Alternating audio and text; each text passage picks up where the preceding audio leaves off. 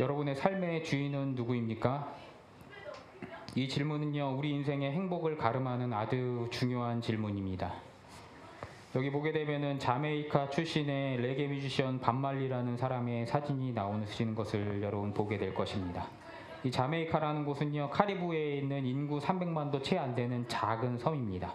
근데 그곳에 노예 노동을 위해서 아프리카에서 끌려온 노예 후손들이 이 토속 음악과 접목된 음악으로 이렇게 음악을 하게 되는데, 그 레게 음악, 그러니까 스카에서 나온 음악이 레게라고 그러는데, 그 레게 음악 출신의 뮤지션이 바로 반말리인데, 이 사람이 세계 음악사에 한 획을 그은 그런 뮤지션으로 이렇게 추앙받는 사람입니다.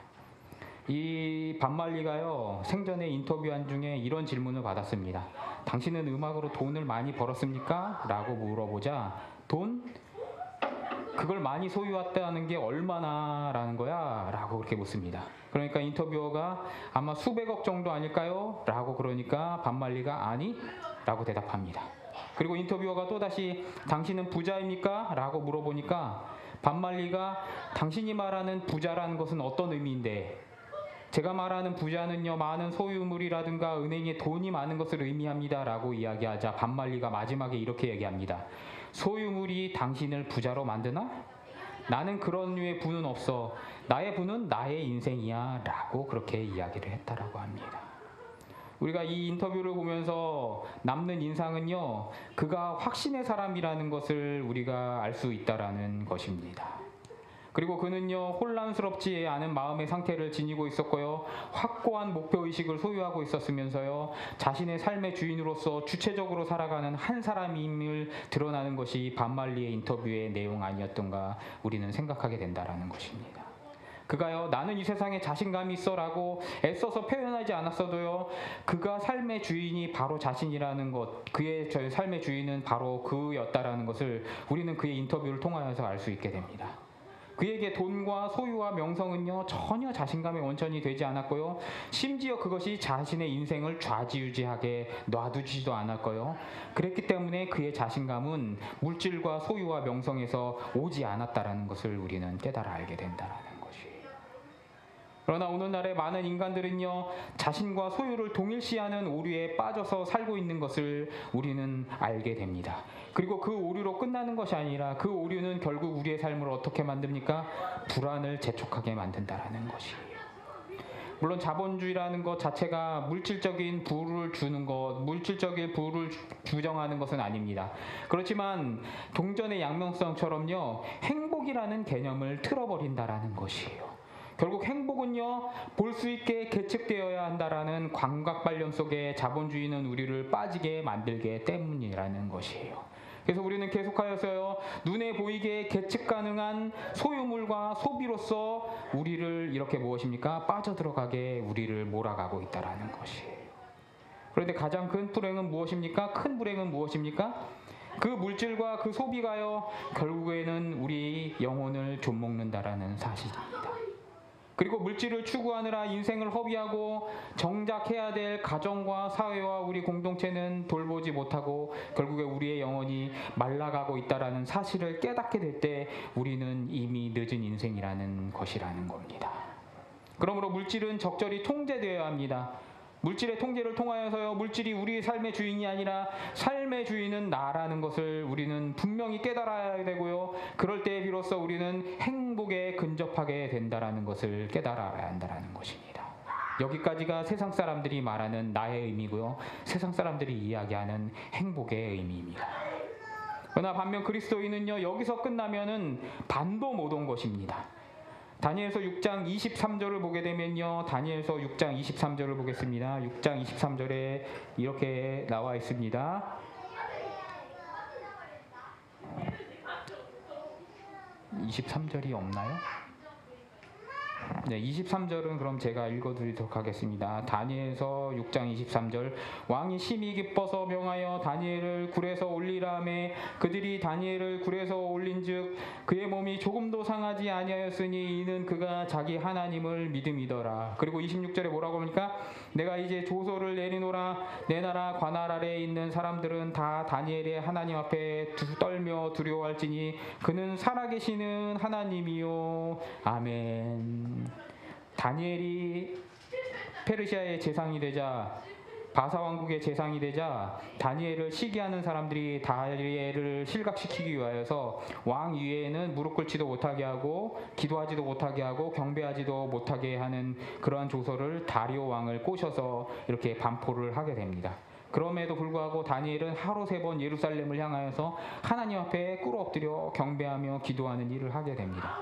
그러자 결국에는 조서를 반하는 그러한 것이 발각되고 고발되어서요, 다니엘이 사자굴에 떨어지게 됩니다.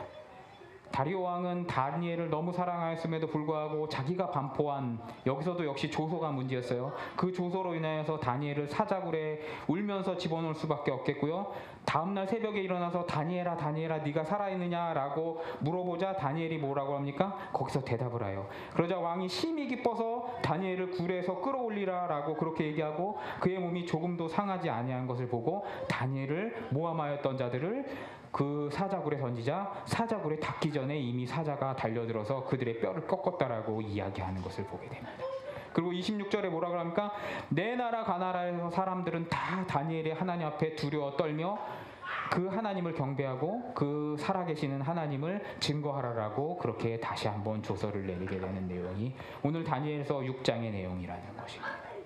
이것을 통하여서 우리가 깨닫는 것은요, 성경은 한결같이 인생의 궁극적인 목적을 뭐라고 얘기합니까? 하나님 앞에 영광을 돌려드리는 것이라고 이야기하고 있다는 것이에요. 다니엘서 6장은요, 그리고 다니엘서 6장에 나오는 사자굴의 목적은요, 믿습니다라고 하면은 우리가 독을 주워 마셔도 안 죽는다라는 그런 이야기가 아니에요. 그렇게 믿고 독을 주워 마시면 우리는 어떻게 됩니까? 바로 죽는 것이 인생입니다. 그럼 여기다가 이런 기적을 기록해 놓은 이유는 무엇입니까?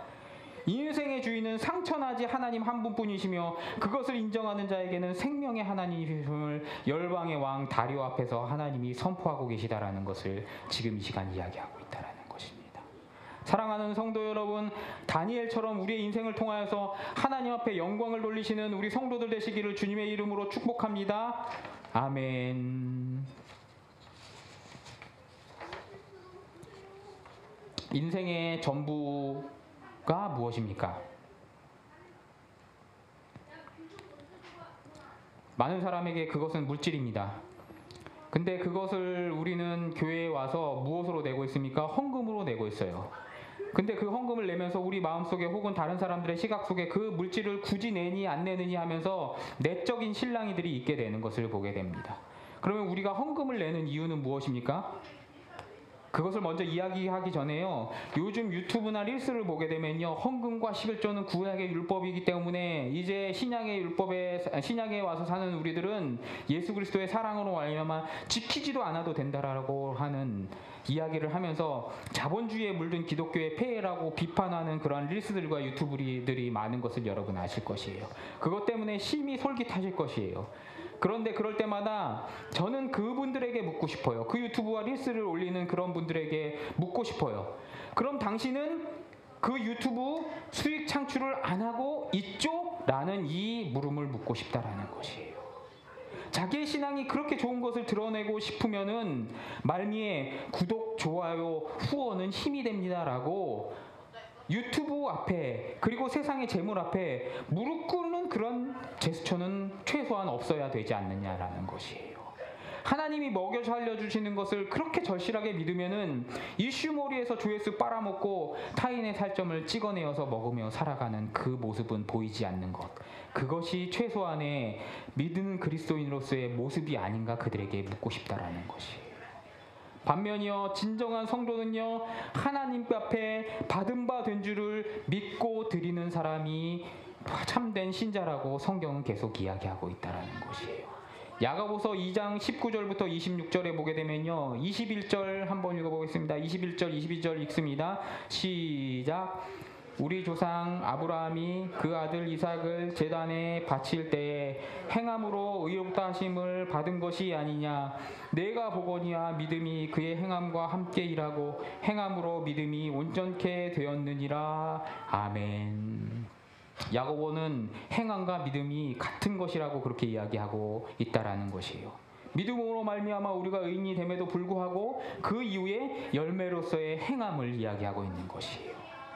물론 인간의 이기적인 본성에 의하면요, 내 것을 내어서 누구에게 드리는 것, 특별히 보이지 않는 하나님 앞에 드리는 것은 인간의 본성에 반하는 일이에요.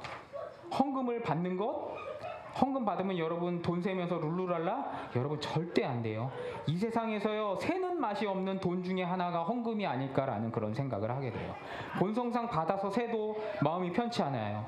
선교 헌금이 들어오면은 이분들은 다니지도 않으시는데 왜 보내실까라는 미안한 마음에 걱정함에 들어오고, 그래도 하나님이 좀 기도의 제목들, 이분들의 기도의 제목을 들어주셔야 되는데 언제 들어주실까 미안한 마음이 앞서는 것이 또 헌금이고요. 또 안 들어오면은 교회 재정 형편 때문에 또 걱정이 되고, 여러분이 또 마음이 많이 드리면은 부담이 될까봐 더더더 걱정 드리는 것, 적게 드리면은 힘든가 보다 걱정 근심이 많은 돈이 헌금이라는 것이에요. 이렇게 다녀보면요, 헌금 설교 안 하는 게 자랑인 목사님들이 있는데요, 저는 헌금 본문이 나오면은 담대하게 그 원리를 따라서 하면 되는 거라고 그렇게 이야기를 해요. 그 후에는요, 성령께서 강동하심으로 하는 것인데 내가 일부러 재단하여서 세상과 타협할 필요가 없다라고 분명히 그분들에게 저는 이야기한다라는 것이에요. 물론 여러분 앞에 헌금에 대해서 이야기하면 부담되어서 도망갈 수 있는 사람도 있어요. 그럼 어쩌겠어요. 그분의 믿음의 분량인 것을. 그리고 헌금하지 말라고 하는 교회로 가시면 돼요. 그러나 우리가 믿고 드리는 신앙으로서의 중요한 측면이라는 것은 절대로 한 성경에서 한 획도 없어지지 않는다라는 것을 알기 때문에 전해야 한다라는 것이에요. 왜냐하면요, 인간의 본성을 드러내어서 버리는 것부터 우리가 연습하지 않으면요, 신앙은 결단코 자라지 않는다라는 것이에요.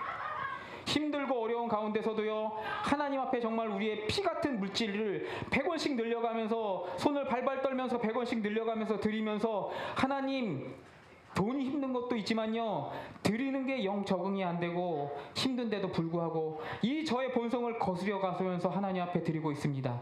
이것이 저의 믿음입니다. 받아주시옵소서 라고 하는 데서 하나님과 우리 사이에 신앙적인 인격성이 확립되기 때문에 드려야 한다는 것이에요. 창세기를 보게 되면은 하나님은 아브라함을 그렇게 사랑한다라고 하면서도 굳이 그 11조 받아드셨어요. 그리고 마지막 판에는 뭐까지 받아드시려고 하십니까? 독자로 준 90세에 받은 독자 이삭까지 끝까지 받으시기를 마다하지 않으셨던 그 하나님이셨다라는 것이에요. 우리가 그것을 통하여서 깨달아 알 수 있는 것은 무엇입니까? 하나님과 아브라함 사이의 비밀에 동참할 수 있는 최소한의 방법이 무엇입니까? 주님 앞에 드림이라는 것이에요. 이 좋은 방편을 굳이 버리라고 속삭이는 것은 마귀의 유혹이라는 것을 지혜로 걷어내시는 축복이 임하시기를 주님의 이름으로 축원합니다. 아멘. 그리스도인의 삶의 주인은 물질이 되면 절대로 안 됩니다. 첫 번째로요, 물질에서 자유롭지 못한 사람은요, 아직 구원의 서정, 구원의 여정의 출발점의 시작도 못한 사람들입니다. 그래서 원래 예전에는요, 11조 서약이 세례 입교 문답의 필수 항목이었어요. 이제 세례를 드릴 텐데 11조 꼭 하시겠습니까? 라고 하고 예라고 할 때만, 예전에 조선시대 때 구한말 때는 11조가 세례 입교 문답의 필수였다라는 것이에요. 두 번째, 오늘 처음에 이야기했던 것처럼 반말리처럼 자신이 자신의 삶의 주인이 되는 그 사람은 어떨까요? 구원의 여정에서 이 사람들은 이제 겨우 반 정도 선 사람이 아닐까 그렇게 추측을 하게 됩니다. 물론 다른 수단에 의지하지 않고 자기가 굳건히 서는 것만 해도 세상의 기준으로 보기에는 준수합니다. 성경은요, 그렇지만 그럼에도 불구하고 결국 인간 앞에 자신을 계시하는 누구? 하나님 앞에 당신은 누구십니까? 라는 물음을 가지고 그분의 주인 되심을 인정하는 것이 바로 성도라고 이야기하기 때문에 자신이 주인이 된 사람은 이제 겨우 반 정도 온 사람이라는 것이에요. 자주성 있는 사람, 세상에서는 최고로 치지만 자주성이 성경에서는 다가 아니라고 이야기하고 있다는 것이에요. 그리고 마지막 세 번째, 우리 삶의 주인을 하나님으로 모셔드리는 사람이라야지 비로소 참 인생의 목적을 발견하고 성화의 단계에 올라가서 신앙의 여정에, 신앙의 서정에 시작이 된다라는 것을 우리는 깨달아 알아야 한다는 것이에요. 물질과 자신의 지배당하지 않고 하나님의 성령으로 말미암아 인도함을 받아 복된 신앙의 여정을 살아가시는 우리 성도들 되시기를 주님의 이름으로 축복합니다. 아멘. 에스더의 처음의 시작은요, 무신론적인 역사 드라마로 시작했습니다. 괴팍한 호색한 왕, 이방인의 왕, 술 취하고 방탕한 왕으로부터 이야기가 시작되었고요. 그리고 그 안에서 궁중암투의 막장 드라마가 바로 에스더의 시작이었던 것을 우리는 알고 있습니다. 역사 속에서요, 크고 작건 간에 상관없이 세속 정치의 본질은요, 백성을 다스려서 그들을 행복하게 한다라고 목적을 이야기하지만 항상 그 안에는 이러한 암투들이 있고 이러한 호색과 방탕이 있는 것, 그리고 권력을 통하여서 백성들을 집어삼키는 먹부림이 세상 정치의 본질이라는 것을 우리는 알고 있다는 것이에요. 그리고 그 가운데서요, 모르드게라는 유다인이 등장하게 되는데, 사실 여태까지 좋게 평가를 하기는 했지만 그는 여러모로 보면은 학자들 가운데서 그렇게 좋게 평가받을 사람은 아니라는 것이에요. 그래서 칼빈과 루터는요, 에스더를 설교하지 않은 이유가 모르드게와 에스더가 하나님을 찾지 않음도 있지만 그들의 캐릭터가 이상한 데서 설교하지 않은 것도 있었어요. 이미 고레스가 유다 백성에게 예루살렘으로 귀환하라고 명령을 떨어뜨린 지가 지금 70년이 지났음에도 불구하고 이 모르드게는 본토로 돌아가지 않고 이 페르시아에 남아서 세상 제국의 안락함에 쌓인 유다인 신분이었다라는 것이에요. 그리고 그의 가족은 부모 잃은 사촌, 이종사촌 여동생인데 그와 억지로 하여가지고 어떻게 결합이 되게 됐는데 어쨌든 간에 엮이는 가정이라는 것이에요. 모르드게는요, 자신의 사촌 여동생을 딸같이 여긴다라고 하면서도요, 한 번 잠자리에, 왕의 잠자리에 쓰여지고 버릴지도 모르는 왕비 간택의 자리에 극구 어떻게 합니까? 딸 같은 이종 사촌 동생을 밀어넣는 비정상적인 행동을 선택하였고요. 유다인으로서의 정체성을 굳고 숨기라고 에스더를 향하여서 계속 가스라이팅하는 것을 우리는 살펴보게 된다는 것이에요. 그러면서 결국 어떻게 합니까? 오히려 자신이 감출 수 없는 송곳처럼 조상 때의 자존심의 문제로 인하여서 어떻게 됩니까? 결국엔 유다 민족을 위기에 빠뜨리는 여러모로 이해하기 힘든 인물이 모르드게라는 것이에요. 그러나 무신론적인 이 역사 드라마가 결국 아름답게 끝나는 이유는 무엇입니까?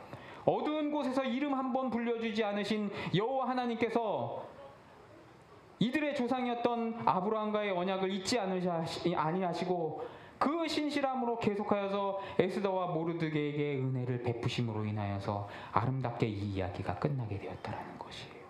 결코 그들이 금식함으로 말미암아, 결코 그들이 베옷을 입고 죄를 뿌림으로 말미암아 하나님이 개입하신 것이 아니라 하나님이 이미 개입하시기로 마음을 먹으시고 은혜를 베푸셨기 때문에 그 일들이 원인이 되었다는 것을 우리는 깨달아야 한다는 것이에요.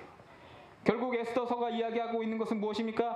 역사를 조종하시고 완성하고 계시하시는 하나님이 단독으로 써내려가는 위대한 신앙의 서사시가 바로 무엇입니까? 에스더라고 보여주고 있다는 것이에요. 그것 때문에 이 더러운 추문이 미담이 되어다라는 것을 우리는 깨달아야 한다는 것이에요. 그리고 결정적으로요, 우리는 모르드게와 에스더를 통하여서 깨달아야 될 한 가지 사실이 있습니다. 그것은 무엇입니까? 우리도 모르드게와 에스더처럼 동일하게 세상왕 바벨론 왕에게 포로된 이 세상 가운데서 살고 있습니다. 어쩌면 여러분 가운데 그 세상왕 바벨론 왕에 짓눌려가지고 삶의 무게에 짓눌려서 노예처럼 살고 있는 분들도 있을 것이고요. 또 어떤 분들 중에서는 거기서 성공을 하여서 세상을 핑계로 세상 즐거움을 버리지 못하고 살고 있지 않은가, 그렇게 살고 있는 분들도 우리 가운데 있지 않은가 우리는 돌아봐야 한다라는 사실이에요. 우리 죄악에도 그럼에도 불구하고요, 우리의 공로가 원인이 될 수 없기 때문에 구원하시기로 작정하신 하나님의 은혜의 언약을 잊지 말아라. 너희를 신앙의 서사의 주인공으로 부르고 계시는 하나님의 음성을 들어라. 촉구하시는 성령님의 음성을 우리는 에스더를 통하여서 지금 이 시간 들어야 한다라는 것이에요. 그럼에도 불구하고 세상의 삶 가운데 우리가 하는 질문은 또 하나 여기서 등장하게 됩니다. 하나님은 과연 나를 사랑하시는가? 아니 하나님은 우리를 아시고나 계시는 것인가? 라는 그러한 질문이 이 에스더를 읽을 때 우리에게 등장하게 된다라는 것이에요. 아니 에스더에게는 모르드게는 이렇게 은혜를 베푸셨으면서 우리 삶은 왜 이렇게 힘들고 우리가 기도하는 것은 왜 이렇게 이루어지지 않고 기도할 때마다 한 사람 한 사람씩 쓰러져가고 한 사람 한 사람마다 병 들어가고 기도하러 나왔다가 쓰러지는 그런 일들이 일어나게 되느냐라고 우리는 질문할 수밖에 없게 된다라는 것이에요. 거짓의 아비 사탄 마귀는요, 하나님을 우리 과거에 했던 우리의 죄악을 기반으로 하여서 인과응보하시는 하나님이라고 우리의 과거를 계속하여서 기억하게 시켜가지고 어떻게 합니까? 우리를 다시 불안하게 빠지게 하는 전략을 사용하는데 우리는 번번이 그 전략에 빠져드는 연약한 영혼이라는 것이에요. 그래서 결국은요, 복음이 주는 자유를 포기하여서 떨어져 나가거나 혹은 율법으로 갈라디아 교인들처럼 율법으로 돌아가서 형식적인 기도와 행함에 얽매여서 죽은 예배를 드리는 것, 그것이 사탄의 목적이라는 것을 우리는 이 시간 깨달아야 한다는 것이에요. 마틴 루터는요, 이것을 깨닫고 이렇게 이야기하고 있습니다. 우리는 의인인 동시에 죄인이다. 의를 전가받는 그 시점에 우리는 아직 죄인이었다. 의로운 지위가 주어짐은 우리 마음이 특정 수준의 복종과 예배에 도달했기 때문이 아니다. 삶을 깨끗이 정리해야 의가 전가되는 것이 아니다. 거꾸로 우리는 아직 죄인일 때에 칭의함을 받는다라고 루터는 깨닫고 이야기했습니다. 이것이 바로 복음이 주는 자유임을 우리도 동일하게, 여러분도 동일하게 깨달아 누리시기를 주님의 이름으로 축복합니다. 아멘. 최근 얼마간 한 2주간 마음이 힘들고 어려웠습니다. 이게 뭐 2주도 아니에요. 한 2, 3년 정도 된 것 같아요. 노화하니까 자꾸 계속해서 기억력에 문제가 나타나고요. 이 출입국 비밀번호도 자꾸 생각이 안 나고 폭발을 하는 그런 일들이 일어나고, 이 설교 원고지를 외워야 되는데 정말 이렇게 돌아서면 이해가 안 나. 생각이 안 나요. 제가 썼는데도 생각이 안 나요. 한 단락이 외워지지 않는 거예요. 눈을 떼지 못하겠는 거예요. 마이크를, 인이어 마이크를 제가 이렇게 쓰는 이유는 뭐냐면요, 마이크를 여기다 이렇게 대놓으면은 계속해서 원고를 보려고 숙여드니까 어떻게 돼요? 마이크 소리가 안 들어가요. 그래서 제가 여기 붙어있게 이거를 쓰는 이유가 그거예요. 이 기억력의 문제 때문에 여러 방편으로 씨름을 하고 있는데도 도무지도 나아지지 않으니까 뭡니까? 계속 우울감이 치밀어 오르는 것이에요. 그리고 주변에는요, 기도할수록 아까 얘기드린 것처럼 아픈 사람이 끊임없이 생기는데 그 사람은 아프고 나는 건강하니까 그걸로 절대로 끝나지 않습니다. 아까도 얘기했지만 여러분이 헌금하시고 헌금 보내시는 분이 있는데 하나님 드셨으면은 좀 기도를 이루어 주셔야지. 하나님도 부끄러운 것도 문제지만 목사로서 이 무력감 어떻게 합니까? 라는 그런 복합적인 문제들로 인하여서 계속 이렇게 마음의 우울감이 바닥을 치는 것이에요. 그렇다고요, 제가 저번 주에도 얘기했지만 기도가 안 되는 게 아니에요. 기도는 미친 듯이 잘 되는데, 기도가 잘 되는 데 안에서 기도 응답에 관련돼서는 하나님 왜 이렇게 무표정하고 계십니까? 라는 것이 걸리기 시작하니까 더 문제가 생기기 시작하는 것이에요. 그래서 지난주에 하루는요, 하나님 저는 이제 기도 안 할 거예요. 내일 새벽 기도까지만 인도하고요, 저 기도 안 할 거고요, 오늘 마음 안 풀어주면은 이제 이놈의 새벽 기도 없애버릴 겁니다. 라고 최후 통첩까지 했는데요, 결국은 실행 못했어요. 왜요? 싸워도, 하나님 앞에 싸워도 링 위에 올라가서 싸워야지 내려가서 싸우는 건 아닌 것 같아서 또 하루 약 먹고 끙끙거리다가 다시 링에 올라와서 새벽 기도에 나와서 또 기도했습니다. 이 과정에서요, 마귀가 계속하여서 얼마나 참수하는지 몰라요. 네 젊었을 때, 네 어렸을 때, 네가 하나님을 알기 원하지 않았을 때 그것 때문에 네가 이렇게 되는 거야. 너 마누라 만나서 지금 인생 편하지? 그런데 넌 거기까지야. 넌 절대 그 이상은 안 돼라고 그렇게 참수하더라는 것이. 김동인 선생님의 단편 소설 중에 발가락이 닮았다라는 소설을 결국에는 읽게 되었어요. 여기 보게 되면요, 주인공 의사가 있는데요, 그에게 에미라는 친구가 있었어요. 이 에미라는 친구는요, 젊었을 때 문란한 사생활로 인하여서 생식 기능을 잃은 불임이었어요. 그 주인공의 친구로 나오는 이 M이라는 사내가요, 결국에는 31살에 결혼을 하게 되는데, 불임인데 아내가 어느 날 애를 낳아온 것이에요. 무엇입니까? 아내가 부정으로 인하여서 외간 남자에게서 아이를 배운 것이에요. 그럼에도 불구하고 꾹꾹 참고 자기 아이가 아닌 것을 알면서도 이 주인공이었던 의사에게 와가지고 뭐라고 얘기하냐면, 그래도 발가락이 닮았더라고 라고 친구 앞에서 이 M이라는 사내가 애써 합리화하는 것이에요. 이 주인공 의사는요, 그 친구를 향하여서 뭐라고 얘기하냐면요, 발가락만 닮은 게 아니라 얼굴도 좀 닮았어 라고 그렇게 이야기하는 줄거리라는 것이에요. 자기가 낳지도 않았는데 자신과 핏덩이를 위하여서 발가락이라도 짜맞추는 이 짠한 부성을 보여주는 소설이라는 것, 그 짠함에서 감동이 오더라는 것이에요. 그런데 그런 사람이 진짜로 있더라고요. 그날 검사 와가지고 저는 이렇게 바닥을 치는 우울감 속에 있는데 사모님이 웃으면서 그 이야기를 하더라고요. 자기는 걱정을 안 한대요. 목사님도 결혼하고 지으리고 낳고 나서 하나님이 기회를 주셔가지고 변화해 주셨다니까 나도 앞으로 몇 년? 30년만 기다리고 기도하고 있으면 하나님이 지유리한테도 자기 같은 돕는 사람을 만나게 해주실 것 아니야 라고 이야기를 하더라는 것이에요. 정신이 있는 건지 없는 건지. 예, 그렇습니다.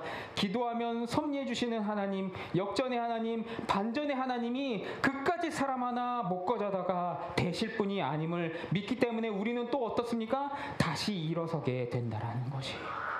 우리는 발가락이 닮았니 안 닮았니 하는 것을 우리가 무엇인가 마음속에 생각하면서 다 닮을 자식임에도 불구하고 양가 감정을 가지고 양가 감정을 해치가하면서 우리가 사랑한다라고 하는데, 그러면은 하나님의 측면에서는 얼마나 더 하시겠냐라는 것이에요. 하나님은요, 태초에 인간을 창조하시고 우리 인간을 보시고 뭐라고 하셨습니까? 심히 좋았더라라고 감탄을 연발하셔서 하셨던 하나님이라는 것이에요. 그리고 그 성공하셨던 창조의 경험 때문에 우리가 이렇게 못나고 타락했음에도 불구하고 그의 소생된 우리를 아무 조건 없이 사랑하고 계시는 그 하나님 아버지심을 우리가 잊지 말아야 한다는 것이에요. 사랑하는 성도 여러분, 우리가 잘나서가 아니라요, 창조에 성공하신 하나님 아버지께서 그 자기 확신의 기반으로 하여서요, 우리를 무엇입니까? 있는 그대로 받으시고 구원하시기로 작정하셨다라는 사실을 지금 이 시간 믿으시기를 주님의 이름으로 축복합니다. 아멘. 그렇다면 그렇게 살아가면서 고난은 도대체 왜 주시는 것일까요? 지난주, 지지난주, 그리고 한 달 동안에 이 문제 때문에 계속하여서 책을 사다가 구매를 했어요. 정말 지금 교보문고에 앱이 불이 나고 있어요. 매주 매일매일마다 책이 도달하고 있다는 것이에요. 그러면서 도달한 결론은 팀 켈러 목사님의 갈라디아서 이야기, 갈라디아서 주예서를 통하여서 만나게 된 이야기가 이렇게 이야기를 하시더라고요. 하나님은 그리스도인에게 복을 주시되 고난을 없애서가 아니라 고난을 통해서 주기로 약속하셨다.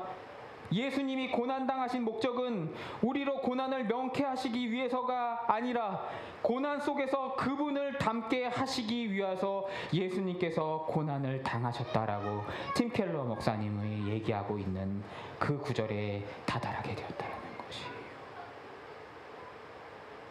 고난을 통하여서 고난 속에서 그분을 닮게 하시기 위하여서 결국 우리가 발견되어야 될 진리가 있는 자리는 어디입니까? 왕관과 왕자가 아니라 십자가, 가장 부서진 자리, 그곳에서 하나님을 발견하는 자리가 십자가라고 성경은 이야기하고 있는 것을 우리에게 잊지 말라라고 팀 켈러 목사는 이야기하고 있다는 것이에요. 수많은 사람들은요, 영광스러운 곳, 밝은 곳에서 예수님을 찾았지만요, 여지없이 예수께서는요, 그들을 다시 한번 십자가로 끌어 인도하셨고요, 그 많은 사람들은 자신들의 예상과 다름으로 인하여서 못 견디고 떠나갔다라는 것을 우리는 알고 있다라는 것이에요. 그러나 하나님이 사랑하시기로, 사랑 주시기로 작정된 저와 여러분은요, 성령의 빛, 성령의 조명하심을 받아서 여기 이 자리에 끝까지 앉아있는 축복에 동참하게 되었고 누리게 되고 있다라는 것이에요. 그리고 하나님께서는요, 예수 그리스도만이 인류의 구세주심을 순복하는 그 백성된 저와 여러분을 통하여서 압제받고 신음하는 만물을 자유케 하시기를 원한다라는 사실을 우리는 다시 한번 기억해야 한다는 것이에요. 오늘 15절을 한번 읽어봤으면 좋겠습니다. 에스더 8장 15절입니다. 에스더 8장 15절 16절입니다. 함께 읽겠습니다. 시작. 모르드게가 푸르고 흰 조복을 입고 큰 금관을 쓰고 자색 가는 배 겉옷을 입고 왕 앞에서 나오니 수산성이 즐거이 부르며 기뻐하고 유다인에게는 영광과 즐거움과 기쁨과 존귀함이 있는지라. 아멘. 모르드게는 푸른 조복, 흰 조복을 입고 큰 금관을 쓰고 자색 가는 배 겉옷을 입고 영광의 자리에 올라갔다라고 오늘 15절은 이야기하고 있습니다. 그 모르드게로 인하여서 어떤 일이 일어나게 됩니까? 수산성은 즐거이 노래 부르고 하나님을 노래 부르고 기뻐하였다라고 이야기합니다. 그런데 이것을 통하여서 반대로 대조되는 구절이 여러분 생각나실 것입니다. 어디입니까? 이전에 3장 15절이에요. 그 조서가 도성수산에 반포되니 왕은 하만과 함께 앉아 마시되 수산성은 어지럽다 해서 하만이 총리로 올라섬으로 인하여서 죽음의 공포에 술렁거리던 수산성이 이제는 어떻게 됩니까? 하나님의 은혜 받은 모르드게 한 사람으로 인하여서 자유케 되었다라는 사실을 오늘 15절, 8장 15절은 반대로 이렇게 보여주고 있다라는 것이에요.